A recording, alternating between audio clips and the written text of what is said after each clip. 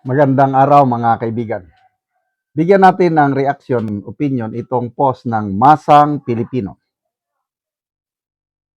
Binalaan ni Ombudsman Boying Rimulya ang Anti-Money Laundering Council na maaari itong sampahan ng kaso kung patuloy umano itong hindi makikipagtulungan sa mga investigasyon ng Office of the Ombudsman kaugnay ng mga kasong korupsyon. Ayon kay Rimulya, mahalaga ang papel ng Anti-Money Laundering Council sa pagbibigay ng mga financial records at iba pang impormasyon na makakatulong sa investigasyon laban sa mga opisyal ng gobyerno na iniimbestigahan ng ombudsman. Okay. So sabi niya, ito ang payag ni Boying, kaya nga gusto ko kausapin muli itong AMLC tungkol sa pagtupad nila sa kanilang katungkulan sapagkat alam nyo naman, hindi dapat banking industry ang kanilang pinangangalagaan. If, sabi ni Boying, if they will not come up with it, then we have a problem as a country. Hindi nila pwedeng blangkuhin ang katanungan ng Office of the Ombudsman. Dapat gumanap sila. Kung hindi, sila mismo ang kakasuhan namin. Wow, ito na, nagkakaproblema na tayo. Ano kayang dahilan bakit ang Anti-Money Laundering Council ay hindi 100% ang kooperasyon sa ombudsman? I don't believe so na sinasadya nila yan na huwag makipag-cooperate. Kasi, appointed sila ng Pangulo, anytime, pag i-report ni Ombudsman Boying sa Pangulo, alam nyo naman, napakalakas ang mga Rimulya sa Pangulo eh. Pag i-report na Mr. President, the Executive Director o so-and-so, ayaw ng ganito. Ay, simpakin! Bakit? Dapat, yung tinatawag nila na whole of government approach. But sa tingin ko lang ito, I might be wrong, dahil hindi naman niya dinitalye bakit ayaw makipag-cooperate ang AMLC. Baka naman, may nalalabag na batas. Kasi yung sinasabi niya, huwag niyong proteksyonan ang banking industry. Kung ano ang kailangan naming data, ibigay niyo. Eh, paano kung may batas na nagsasabing bawal ibigay yan? Example, yung bank secrecy law. Meron namang pinaliwanag ng isang ekonomista na bank manager na napanood ko sa isang interview. Ang pundasyon ng ating banking system is trust. Dapat yung depositor may tiwala sa mga bangko. Otherwise, kung wala nang tiwala ang depositor sa mga bangko, hindi na, i-withdraw ko yung pera ko dyan. Bakit ako? Kaya nga, yung bank secrecy law, ginawa yan para mahikayat ang mga depositors na ilagay sa bangko ang kanilang pera. Kaya hindi basta-basta na ibulgar ng bangko yung informasyon, yung deposit, yung account ng depositor.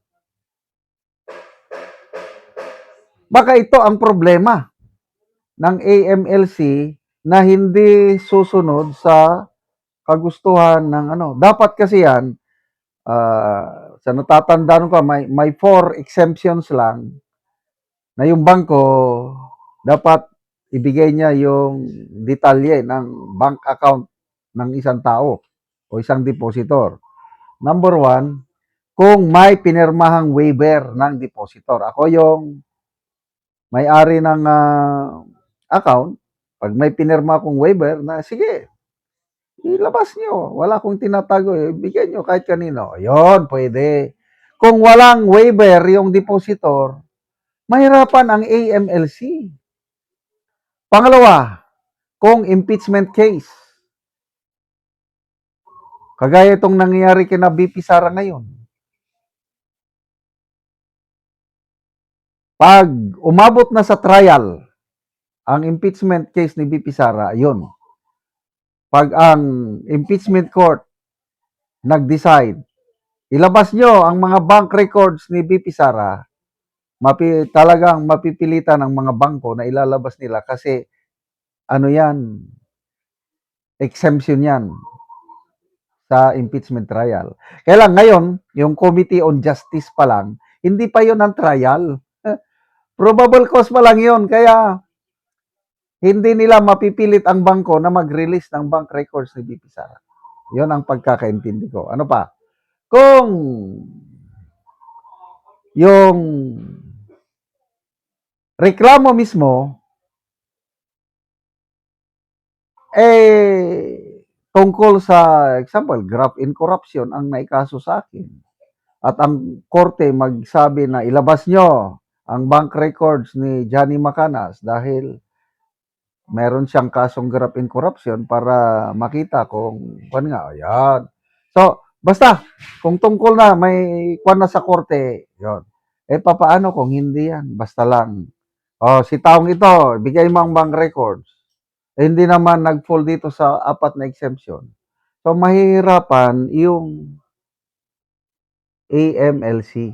Baka yan ang, kasi hindi mo naman pwedeng i-bendelo na lang palagi. Yan ang nakikita ko. Mr. Secretary, nung DOG pa siya, is it okay to bend the law sometimes para mapagbigyan ng kagustuhan ng mga tao? Yes, sir. Bend the law. Hindi pwede kung bend the law. Kung ako ang AMLC, kasuhan mo ako. Bakit? Susundin ko ang batas. Salamat mga kaibigan sa inyong pagsubaybay sa ating channel. Nakakatulong kayo ng malaki sa tribong Talandig ng Bukidnon dahil ang income natin sa channel na ito is pantulong po sa tribo. Namimigay tayo ng libreng yero at pako para makapagpatayo naman sila ng mas magandang tirahan. Panoorin nyo ang video na ito. Karon mauna ni ang atop sa natagaan na mo og giro nga mga silupin lang in town. O kini ang iyang atop nga yero nga lata na gyud kaayo. Nga dagko na kayo og buslot. Makita gyud nato nga dako na gyud siya og mga buslot tungod sa gidugayon na nga ilang mga atop. Og karon mo pod ni ang yero nga mong ginahatag sa mong gitaba nga ilang iatop karon. Ano ka inilasin ka? Gano'n ni mo. Balin na ini.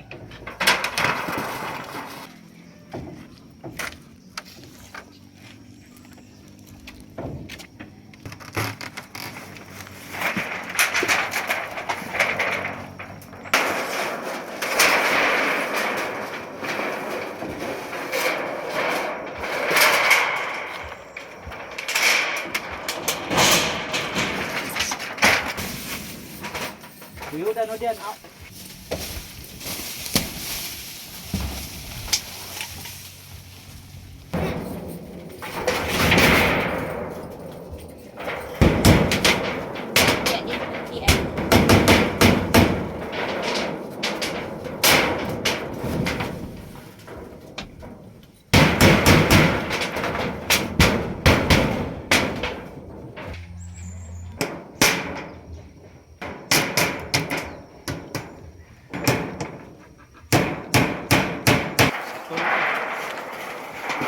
Ug karon naman na gyud sa pag-atop ang among ginatapang nga yero.